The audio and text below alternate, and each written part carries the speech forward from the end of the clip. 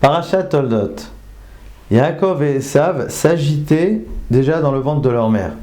Et les sages interprètent, en réalité, ils se disputaient sur l'héritage des deux mondes, donc le Olam Hazé et le Olam Haba.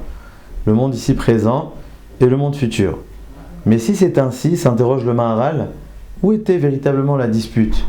Le partage avait l'air extrêmement clair. L'un voulait le Olam Hazé et l'autre le Olam Haba. Sur quoi véritablement ils se disputaient?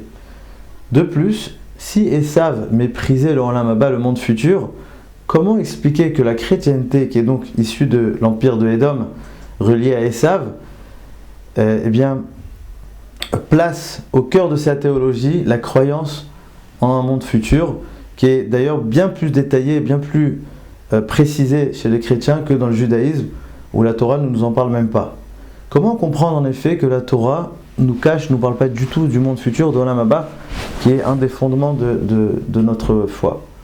En réalité, nous dit le Maharal, c'est faux de dire que l'un voulait le Olam Hazé et l'autre le Olam Haba. Ils se disputaient les deux mondes. Chacun voulait les deux mondes. Mais tout simplement, si Yaakov appartenait naturellement au Olam Haba et il cherchait à gagner aussi le Olam Hazé, Esav appartenait naturellement au Olam Hazé et il cherchait à gagner le Olam Haba. Mais on pourrait développer, Esav établissait une séparation, une rupture entre les deux mondes. Il n'y avait aucune connexion pour lui entre le Olam Hazé et le Olam Haba. C'est un peu ce qu'il a dit lorsqu'il a vendu sa Bechora. Iné anochi olech lamout, je vais mourir, à quoi bon le droit d'aînesse?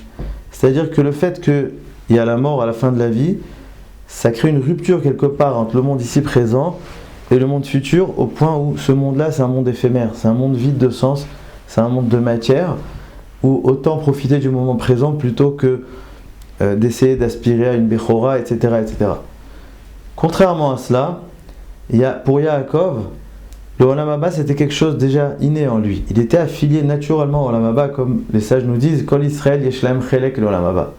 La Torah ne nous parle pas de Olam Haba tout simplement parce que c'est pas ça le sujet. La Torah elle ne cherche pas à nous transporter dans le Olam Haba. Ça c'est notre essence.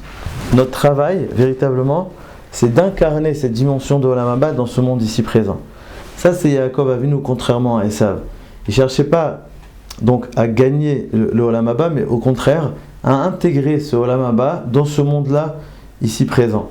C'est pour ça d'ailleurs que si Esav a dit Anochi olech lamout, je vais mourir, et bien sur Yaakov on dit exactement le contraire. Yaakov Avinu l'omet. Yaakov Avinu ne meurt pas parce que sa descendance Mazaro bechaim af ou bechaim. S'il a une descendance d'ailleurs qui s'appelle Béné Israël en son nom, et bien lui aussi reste vivant. Pour nous dire que pour Yaakov, le fait qu'il y ait la mort ne signifie rien sur notre vie. Notre vie est intrinsèquement éternelle et justement à travers notre descendance. D'ailleurs, ce fameux plat de lentilles qui était l'objet de la vente entre Esav et Yaakov était en réalité le repas des endeuillés suite à la ptira, au décès d'Avraham Avinu.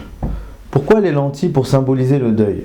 Rachi explique que la forme ronde des lentilles symbolise la notion de cycle, tout comme le deuil est un cycle qui ne cesse de se renouveler. Mais le Maharal s'interroge, si le deuil est un cycle, eh bien la vie également.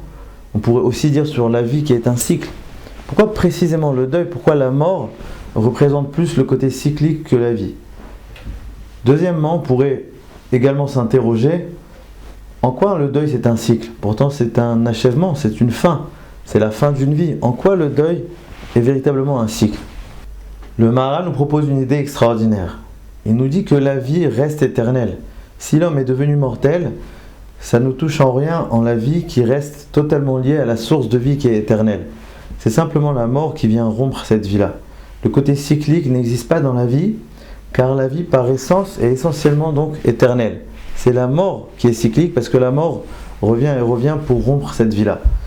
Mais si Adam Arishon est devenu mortel, il n'a pas véritablement perdu son éternité. Simplement, si avant cette éternité-là se réduisait en un seul homme, après la faute, eh bien elle se partage entre lui et sa descendance, entre sa vie dans le Olam Hazé, dans le monde ici présent, et la vie après la mort. Mais la vie, dans son sens premier, reste intrinsèquement éternelle. C'est ce qu'on dit d'ailleurs à Rosh Hashanah, Tzadikim, Nirtavim Lechaim. Les Tzadikim vont être inscrits dans le livre de la vie.